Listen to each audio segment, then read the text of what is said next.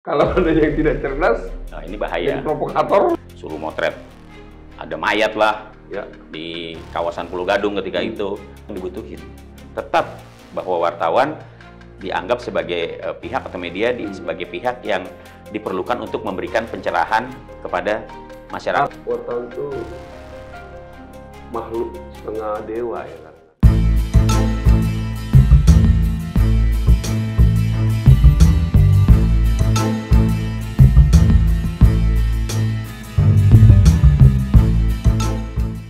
Halo Indonesia, kita bertemu kembali dalam podcast Case Close bersama saya Edison Sihan.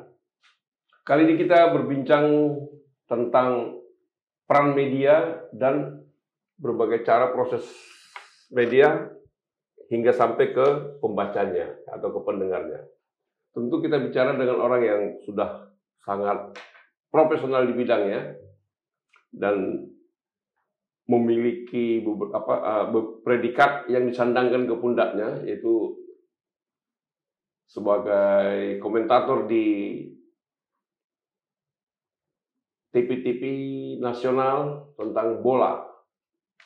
Kemudian seorang jurnalis senior dan saat ini sedang menjabat Ketua Persatuan Wartawan Indonesia DKI Jakarta.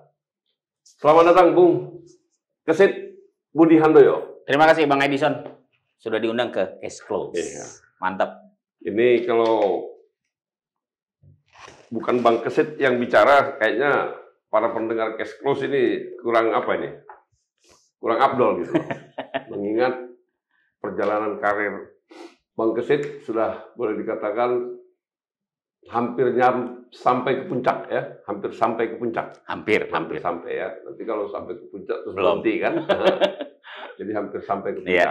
Nah, mungkin sebelum kita sampai, mungkin bisa dijelaskan dulu lah Bung Kesit kepada pendengar kita, kira-kira apa sih dan bagaimana sih kenapa bisa memilih jadi seorang jurnalis gitu. Oke, terima kasih Bang Edison. Kalau mau flashback lagi, kenapa nyangkut jadi wartawan atau jurnalis lah bahasa kerennya gitu ya. Mungkin bisa dibilang juga kecelakaan kali ya kalau buat saya. Sebenarnya nggak sengaja gitu ya. Nggak sengaja gitu kan. Tapi tetap backgroundnya sekolahnya di publisistik, di tentang kewartawanan lah, ilmu jurnalistik. Tapi sebenarnya bukan cita-cita utama juga dulunya. Tadinya mau ketum PSSI. Dulu belum kenal. Belum.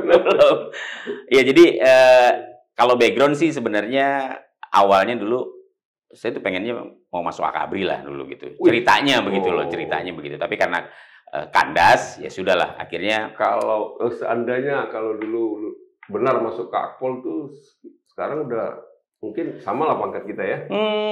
Mungkin saya Kapolda wakil lah ya. Kayaknya saya udah jadi Kapolri deh. Soalnya teman saya udah bintang 3 yang satu angkatan waktu itu. Oke. Ya jadi itu. Tapi ternyata dunia jurnalistik sangat asik ya. Mengasihkan dan dinamis ya. Iya dinamis dan ternyata saya nggak salah pilih juga gitu ya. Banyak momen-momen, banyak peristiwa yang kemudian bisa kita cover, bisa kita ikuti. Tapi inti yang paling pertama sebenarnya jurnalistik itu kan lebih kepada bagaimana kita menjiwai sebuah persoalan lah ya. Artinya ketika kita terjun di dunia jurnalistik sebenarnya yang paling utama adalah bagaimana kita bisa lebih dekat ke masyarakat itu sih Bang. Jadi kita pengen dekat kepada masyarakat, kita ingin tahu persoalan-persoalan apa sih yang ada di masyarakat, sehingga kita coba bantu untuk meng-up gitu, untuk men-spill, mengangkat persoalan-persoalan yang ada di masyarakat kita gitu. Kan kalau wartawan itu kan di semua level nih, ya dari mulai di bawah sampai ke atas kita bisa masuk. Gitu. Jadi artinya semua komponen masyarakat maupun itu kalangan pengambil kebijakan maupun legislatif, yudikatif, eksekutif ada di sana. Semua bisa. Semua kehidupan di masyarakat, sosial, politik, ekonomi, budaya kita bisa hadir di situ. Bahkan saksi sejarah gitu ya. Dan saya juga dulu seperti itu. Saya kan selalu dulu membaca koran gitu ya. Terus ada disebut di situ demikian presiden kepada wartawan. Iya. Wah, bangga kan? Iya.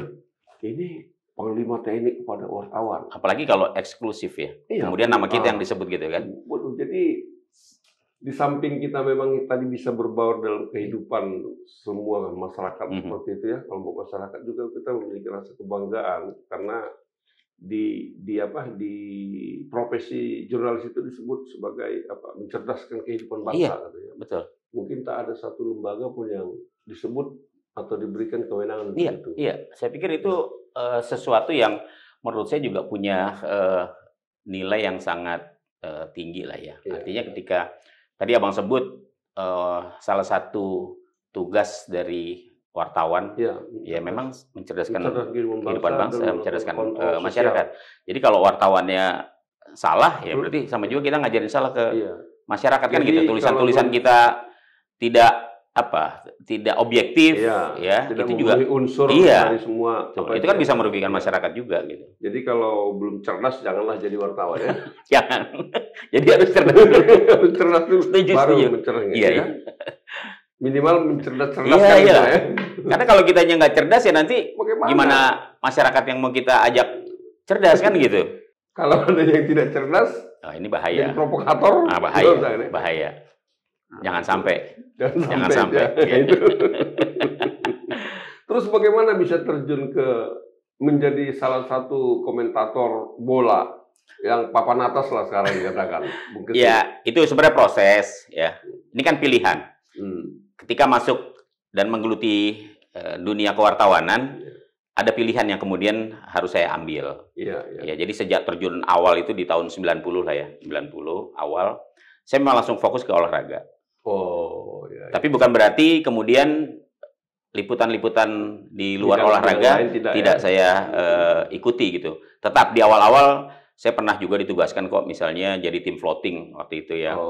Ketika saya sempat bekerja di Harian Terbit ya di grupnya Pos Kota. Itu misalnya suruh piket bantu teman-teman yang ada di kriminal di kriminal, suruh motret ada mayat lah di kawasan Pulau Gadung ketika itu, suruh meliput demo. Jadi hampir dapat semuanya, tapi nggak lama nggak lama. Lebih lebih fokus. Iya, tapi akhirnya saya memilih olahraga dan lebih fokus lagi sepak bola. Itu sih. Jadi saya menekuni itu, olahraga hampir semua cabang saya cover, tapi fokusnya tetap di sepak bola. Perlu butuh kemampuan khusus enggak, kompetensi yang khusus untuk bisa menjelaskan? Karena saya lihat dalam tulisan juga soal olahraga bola itu harus jeli ya, bagaimana kaki ke kaki pindah ya. Nah, komentator itu kadang-kadang kalau dulu kita dengar ada komentator di RRI itu ya. Nah, kakinya bolanya sudah di sana, dia masih menyebut di kaki sini kan, terus bolanya dipindah gitu ya.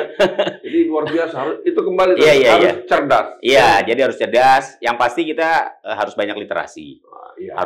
Harus terus belajar. Sampai sekarang pun saya juga nggak berhenti belajar gitu karena mengenal pemain. Itu penting itu. Jangan sampai kita mengamati ke si Abdul, dari si Abdul ke si Abdul, dari Dula ke Hasan, Hasan ke Edi gitu kan. Dari Edi umpan lagi ke belakang ke Umar gitu. Sudah gol, sayang bola keluar gitu. Ya itu bagian dari proses lah ya, dari proses belajar. Tapi kan ala bisa karena biasa. Kan pepatah bilang begitu ya. Ya karena terbiasa itu akhirnya kita jadi bisa. Gitu. Jadi itu tadi profesi kompetensi lain dari profesi itu ya. Iya. Kemudian sekarang kita mungkin Kesit Budi Handoyo kan dikenal sebagai Ketua PWI Jaya ya. Ini organisasi profesi yang kadang-kadang susah di manage ya, karena satu batalion tentara itu berdiri komandannya baris itu. Dan ternyata ngurusin wartawan 2 orang aja pusing kepala. Tapi asik sih ya. Asik artinya begini. Kita lebih bisa menyelami. Harus bisa kita berselancar di tengah-tengah. Kita bisa menyelami bagaimana karakter dari teman-teman wartawan ya, khususnya yang memang menjadi anggota PWI DKI Jakarta gitu. Tapi saya tidak masuk kepada persoalan PWI ya, karena saya juga bagian dari situ ya. Maksudnya gini, bagaimana dari komentator ya, jurnalis, komentator terus jadi ketua PWI sekarang. Bagaimana bisa mendapatkannya itu? Pertama kan ketika saya jadi wartawan, kemudian tergabung di PWI tahun 97 lah, saya sudah mulai gabung di PWI Jaya. Kemudian ya sudah, dalam proses perjalanannya di organisasi, awalnya sih saya nggak terlibat lah ya, nggak terlibat di organisasi lah ya. Tapi di tahun 1999 itu saya diajak masuk ke pengurusan. Waktu itu saya diminta untuk jadi ketua seksi wartawan olahraga. Itu tahun 2004. Tahun 2004. Tahun 2004 saya diajak, tapi waktu itu saya masih masih junior lah gitu ya, masih junior sampai akhirnya tahun 2005 kalau nggak salah ya. Itu saya diajak masuk untuk menjadi ketua SIWO, seksi wartawan olahraga. Ya, itu saya dipercaya waktu itu sama ketua PWI Jaya almarhum Bang Kamsul Hasan. Ya, beliau ngajak saya karena saya aktif di olahraga. Kemudian beliau menunjuk saya untuk jadi ketua seksi wartawan olahraga. Itu awalnya. Tapi hanya sampai 2010 saya nggak aktif lagi tuh. Karena saya sempat pindah kota ke Surabaya ngurusin sepak bola waktu itu, ke Solo. Saya ngurusin sepak bola ya, jadi CEO di klub sepak bola Solo. Itu hampir 2 tahun lah saya nggak aktif. Baru 2014 kembali lagi, masuk lagi, diajak lagi untuk jadi waktu itu wakil sekretaris. Wakil sekretaris 2014 sampai 2019. Kemudian 2019 jadi sekretaris. 2023 jadi ketua. 2024 jadi ketua. Bla bla bla bla bla. Jadi prosesnya gitu. Prosesnya gitu. Jadi anggota, ketua seksi, wakil sekretaris, ketua. Waktu itu ketuanya siapa? Waktu itu waktu saya wakil sekretaris, ketuanya Ibu Endang. Enggak, setelah Bu Endang itu Pak Sayyid Iskandar Syah. Ketuanya. Iya. Mantan Sekjen PWI Pusat. Saya tahu, kenal dulu. Iya. Itu ketua waktu saya jadi sekretaris. Saya kalau ingat nama itu ketawa. Lalu gini. Dulu kita kan dikenal sebagai pers perjuangan ya. Pers perjuangan di mana ketika itu lagi media cetak itu lagi booming ya. Itulah boleh dikatakan belum ada teknologi seperti saat ini ya. Dan disebut pers perjuangan dan mendapat diskon kertas ketika itu para media cetak ya. Sekarang kita sudah masuk pada pers industri. Artinya bahwa media itu harus bisa menghidupi dirinya sendiri. Betul. Jadi ya ke pasar semua kan. Disusul dengan tumbuhnya perkembangan industri perkembangan teknologi industri informasi. Booming itu. Media internet itu. Ada tentu kesulitan yang sepanjang pengamatan Bung Kesit, ada kesulitan mungkin baik dalam hal pemodalan,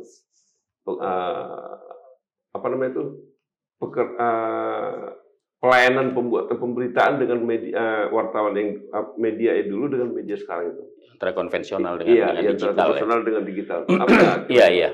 Iya, saya sih beruntung ya. Mungkin Bang Edison juga termasuk salah satu pelaku sejarah dari perubahan dari media konvensional sampai ke digital sekarang ya. Ya, saya termasuk beruntung lah mengawali wartawan ya, profesi wartawan dari mulai mesin tik kan itu dulu. Mesin ketik dulu kan. Terus mulai pindah deh tuh mesin tik elektrik ya kan. Baru ke komputer, dulu ada WS4, WS5, laptop dan sampai sekarang kan begitu. Artinya masa-masa itu kita jalani bagaimana masa-masa kejayaan media cetak pada saat itu ya. Proses itu saya ikuti sampai sekarang. Memang ada perbedaan yang begitu mencolok ya. Signifikan signifikan antara media konvensional dengan era digital pada saat ini. Soal kecepatan informasi. Kalau dulu mungkin begitu kita mendapatkan info, kan kita harus olah dulu. Baru besok orang ada tahu waktu, ada waktu untuk mengolah informasi yang kita dapat. Betul. Dan lain sebagainya. Nah, sekarang kan enggak. Sekarang kita dapat sekarang, mungkin 5 atau 10 menit kemudian orang sudah bisa tahu. Cepat belum tentu tepat. Tepat belum tentu akurat. Iya. Ya, cepat belum tentu akurat. Itulah plus minusnya. Plus minusnya itu. Di media cetak, entah itu surat kabar koran, tabloid ataukah majalah, memang dibutuhkan waktu yang cukup panjang ya untuk bisa mengolah informasi yang kita dapat. Tentu hasilnya akan lebih teruji ya. Iya, hasilnya lebih teruji. Kaidah-kaidah jurnalis itu terpenuhi di situ. Nah, kalau sekarang ini kan justru di era digital, saya melihat peran dari wartawan ini mulai terkikis dengan netizen. Karena semua orang sekarang bisa memberikan informasi itu. Penting ada jari dia ya. Iya, yang penting ada ini, ada smartphone, jarinya bagus, dia bisa menguasai ini teknologi ini. Yang ringan aja lah, yang mudah aja teknologi bagaimana menggunakan perangkat handphone itu sudah bisa memberikan informasi kepada halayak. Praktek seperti wartawan dia ya. Iya. Dia paling tidak dia menjadi wartawan untuk lingkungannya dulu lah. Ya, tapi sekarang dengan dunia digital, internet yang sudah begitu luas masif, sudah begitu masif, sudah bisa sampai ke penjuru dunia kan begitu. Ya, cuma bedanya itu tadi. Kalau wartawan ketika kita mendapatkan informasi, kita nggak bisa langsung serta-merta upload. Dulu. Kita tanya dulu, konfirmasi dulu, klarifikasi dulu. Kalau netizen kan nggak. Penting terserah lu mau apa kayak. Yang penting mereka upload dulu informasi, kemudian tersebar. Soalan belakangan lah gitu. Giliran wartawan yang kemudian nyari kan. Mencari klarifikasi, mencari konfirmasi dari apa yang tersaji, ya info-info yang terjadi dari netizen. Gitu. Jadi bagaimana hasil karya-karya jurnalis ini sekarang ini? Sepertinya ada penilaian seperti tidak dibutuhkan apa bagaimana gitu? Saya kira enggak juga ya. Saya pikir tetap peran wartawan masih sangat dibutuhkan. Karena kalau kita lihat misalnya ketika ada informasi-informasi yang bertebaran di dunia maya nih ya, di media sosial lah, yang berasal bukan dari media, itu kan pada akhirnya pihak-pihak yang merasa entah itu dirugikan atau merasa perlu memberikan klarifikasi, tetap yang dicari adalah wartawan.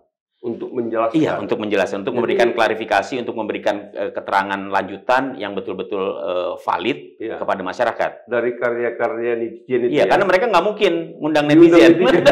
Ini siapa gitu kan? Karena kan belum tentu ketika ada sebuah akun di media sosial, entah itu Twitter atau X lah ya sekarang namanya. Berdasarkan informasi yang beredar di masyarakat. Betul. Kan kadang-kadang di medsos itu akunnya juga belum tentu nama asli. Iya kan? Mungkin dia pakai nama samaran. Ya. Ini kan yang membuat kemudian orang bertanya-tanya ketika ada informasi tersebut gitu ya. Ada informasi yang tersebar, apalagi kemudian menjadi viral. Yang menjadi viral, ini siapa nih? Kan begitu. Nah, ketika dibutuhkan sebuah klarifikasi, barulah dipanggil wartawan. Media juga yang dibutuhin. Tetap bahwa wartawan dianggap sebagai pihak atau media sebagai pihak yang diperlukan untuk memberikan pencerahan kepada masyarakat. Artinya kita juga butuh netizen itu membuat. Netizen saya pikir ya karena situasinya pada saat ini memang sudah sedemikian rupa ya. Hampir semua orang punya telepon lah. Nggak ada yang nggak punya HP gitu ya. Mereka sudah bisa memberikan info-info dari mana aja gitu ya. Jadi tetap bahwa mereka juga atau netizen ini punya hak lah sebagai warga negara, dia punya hak untuk menyebarkan informasi. Tapi apakah informasi itu valid atau tidak, kan ini yang perlu diuji. Dan itu tugasnya media untuk menguji. Dengan kondisi seperti sekarang ini ya, dengan netizen, media online gitu. Tapi bagaimana kalau ada pendapat begini bahwa kertas itu pada hakikatnya untuk tempat orang menulis dan membaca. Seperti negara-negara maju kita lihat, toh juga media cetaknya nggak mati. Meskipun ada berkurang. Berkurang mungkin oplahnya kalau dulu 100.000 bisa jadi sekian-sekian menurun gitu. Nah, bagaimana Bung Kesit melihat kelanjutan dari media cetak di Indonesia ini khususnya? Iya Bang, jadi kalau media cetak memang ini kan apa ya, sudah menjadi senjakala lah ya kalau di Indonesia gitu. Kita kan termasuk korban juga iya kan? Semua media cetak yang pernah saya hinggapi, semuanya sudah nggak ada. Saya pernah di Sinar Harapan, saya pernah di Harian Terbit, ya. Semuanya raib. Ya, saya pernah dulu mengawali karir di tabloid Tribun Olahraga, punyanya Suara Pembaruan. Kemudian juga saya pernah bikin koran sendiri khusus olahraga, ya. Koran pertama kali di Indonesia tuh, koran olahraga namanya Top Score tuh tahun 2005 saya buat. Itu juga lewat juga, udah nggak ada sekarang begitu kan. Jadi memang kalau di negara-negara Eropa, di Amerika itu masih ada, walaupun benar kata Bang Edison jumlahnya sudah berkurang. Ya, US Today di Amerika, iya. Straits Times di Singapura, hidup kok. Iya, jadi memang saya kira ini juga tantangan sih, bahwa di daerah pun sebenarnya masih dibutuhkan loh Bang. Cetak masih dibutuhkan. Bagi daerah-daerah yang mungkin jangkauan internetnya belum begitu memadai, belum maksimal ya, informasi dari surat kabar tetap dibutuhkan. Coba kalau kita ke daerah-daerah masih ada kok koran-koran daerah yang menurut saya juga masih eksis begitu ya. Jadi sebenarnya ini kan bisa menjadi salah satu indikasi juga bahwa sebenarnya koran cetak ya, entah itu dalam bentuk surat kabar tabloid atau majalah, saya pikir kehadirannya tetap dibuka. Cuma memang tantangannya adalah bagaimana mengemas produk yang kita hasilkan itu lebih greget lah, lebih menarik minat masyarakat untuk tetap membeli, dan tetap membaca. Segmented gitu ya. Iya. Saya pikir segmented juga menjadi salah satu pilihan juga untuk tetap menghadirkan media cetak. Ya, masih rindu kok, kangen kok orang baca. Iya, betul. Karena begini, menurut saya tetap bahwa ketika media cetak itu hadir ya itu tadi kelengkapan dari sebuah artikel, kelengkapan dari sebuah pemberitaan ya, kalau kita mengenalnya itu kan dengan istilah apa? 5W1H lah ya. Itu kan tetap dibutuhkan ya. Walaupun mungkin orang menganggap sudah usang itu. Tapi ketika ada sebuah informasi yang ingin disampaikan, itulah tetap pedomannya. Iya, pedomannya tetap itu. Ini di mana? Bagaimana, siapa? Ini di mana? Ini siapa? Kapan? Iya kan? Biar rumus lama tapi tetap masih terbaru itu ya, masih tetap ada. Menurut saya tetap bisa mengikuti zaman. Ya. Tadi kita sudah cerita soal bagaimana keberadaan media cetak, media online dan lain sebagainya. Tentu itu kan semua produk ya. Dalam membuat produk itu kan lahir para profesi para jurnalis banyak sekarang adalah sekarang ya yang mulai meragukan tentang integritas para jurnalis ini. Ini bagaimana kira-kira sebagai ketua PWI Jaya ya, khususnya di Jakarta ini banyak wartawan kalau pertanyaannya soal integritas ya, menurut saya buat seorang wartawan itu wajib, mutlak. Integritas itu sangat diperlukan, dan itu menurut saya menjadi garda terdepan ya buat seorang wartawan ya, buat seorang jurnalis. Kenapa? Karena dengan integritas yang tinggi, kalau kita punya integritas, maka orang akan respect pada kita. Tapi ketika kita tidak lagi memiliki integritas, kita mengabaikan integritas, ya siap-siap aja orang kemudian menganggap atau tidak memandang lagi. Alam pun meninggalkan ya. Alam juga bisa meninggalkan juga. Jadi itu yang harus kita pegang teguh adalah soal integritas. Saya juga pernah membuat sebuah pernyataan di media radio ketika ada disebut wartawan amplop, wartawan ini katanya. Saya bilang, saya tidak pernah mengenal ada wartawan amplop. Yang saya kenal adalah wartawan. Kalau wartawan amplop, emang ada aturan melarang terima amplop? Tutup itu pabrik amplop, saya bilang itu.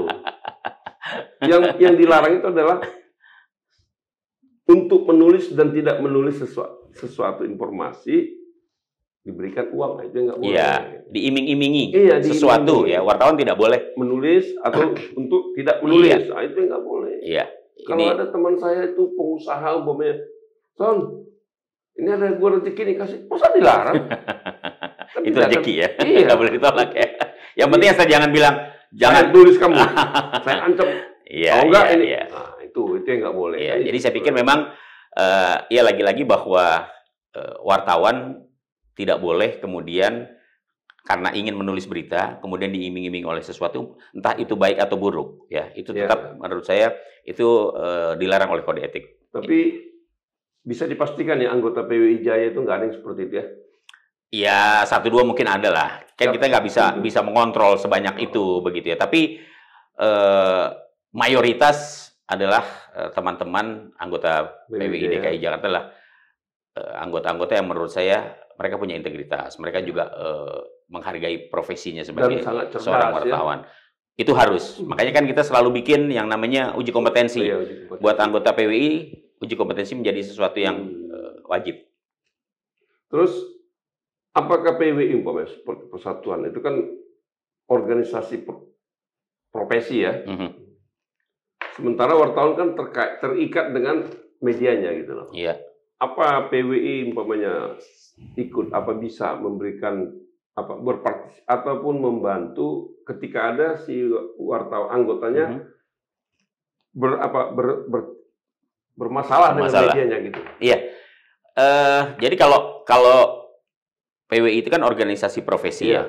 Organisasi profesi itu isinya kan dari mana-mana tuh. Teman-teman wartawan ada yang dari media cetak, ada yang dari elektronik, ya kan, radio, pokoknya ada TV orang-orang juga. Yang menjalankan profesi wartawan. Iya. Jadi kalau misalnya kemudian ada persoalan-persoalan yang terkait dengan karya jurnalistik, ya katakanlah disomasi, ya dikomplain, kemudian wartawan yang bersangkutan harus menghadapi misalnya Dewan Pers, atau kemudian harus menghadapi persidangan di pengadilan.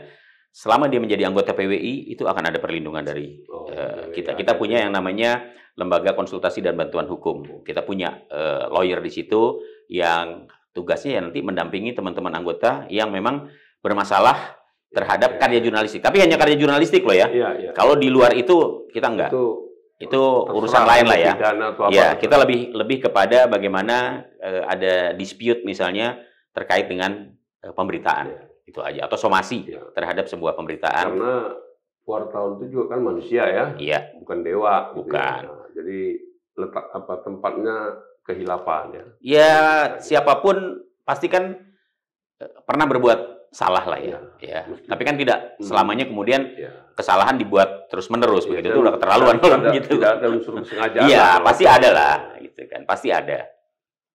Jadi berbicara tentang wartawan ini sebenarnya tidak cukup hanya satu episode ya. Minimal harus banyak episode. Gitu. Karena apa? Wartawan itu makhluk setengah dewa ya kadang-kadang. Banyak yang bilang begitu. Iya, makhluk setengah dewa. Bahkan ada mungkin tokoh dunia pernah ngomong itu. Saya tidak akan pernah takut dengan senjata mutakhir apapun dihadapkan ketika saya. Tapi ketika saya melihat pena wartawan menari-nari, saya gemetar. Iya. Karena dengan pena itu wartawan bisa mengguncang dunia. Jadi ibarat dewa apa dewi apalah ya dewi dewi apa yang paling cantik gitu ya wartawan. Jadi jangan sekali-sekali berpikiran jelek terhadap wartawan ya. Ya, jadi saya pikir dengan catatan wartawan juga jangan. Oh iya. Jadi saya pikir kan begini, tugas dan fungsi wartawan kan sebenarnya kontrol sosial. Ya, jadi ketika ada persoalan-persoalan di masyarakat yang kemudian masuk dalam radar wartawan ya sudah sepantasnya untuk diinformasikan kepada masyarakat atau pada halayak sepanjang memang informasi itu harus disajikan secara objektif. Kalau misalnya dalam bentuk pemberitaan maka harus cover both side. Karena jujur aja Bang Edi, masih banyak juga teman-teman yang kadang-kadang tidak melakukan check and recheck, tidak cover both side. Saya pikir ini juga menjadi pelajaran buat teman-teman. Tapi ketika ada teguran, ya, kemudian dihadapi, saya pikir ini juga salah satu bentuk tanggung jawab, ya, dari katakanlah ada sebuah keteledoran yang kemudian dilakukan, tapi kemudian mau melakukan koreksi. Sebenarnya kan itu jiwa-jiwa sportivitas itu kan yang harus ditunjukkan begitu. Dan itu hak orang yang berdampak dari berita itu, tulisan itu. Ya, itu. Nah itu. Jadilah bagi teman-teman jurnalis, jadilah menjadi jurnalis yang profesional, memiliki integritas, dan tentu taat berpedoman kepada kode etik. Kode etik. Iya, kita punya kode etik. 5W1H itu tidak boleh lepas. Iya, itu rumus sederhana lah ya dalam menyampaikan sebuah informasi. Oke, pendengar podcast Close Case. Apabila ada yang mendapat perlakuan jurnalis yang kurang etis atau merugikan Anda, silakan lapor ke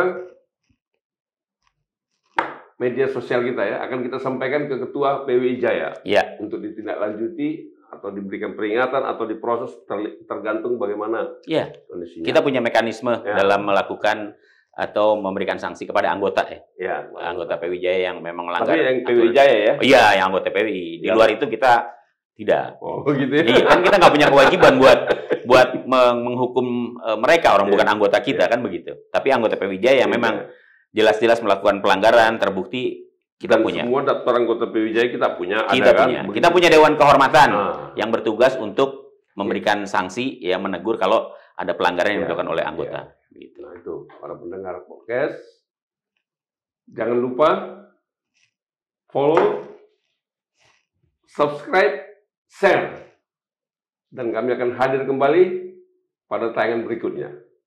Salam Halo Indonesia.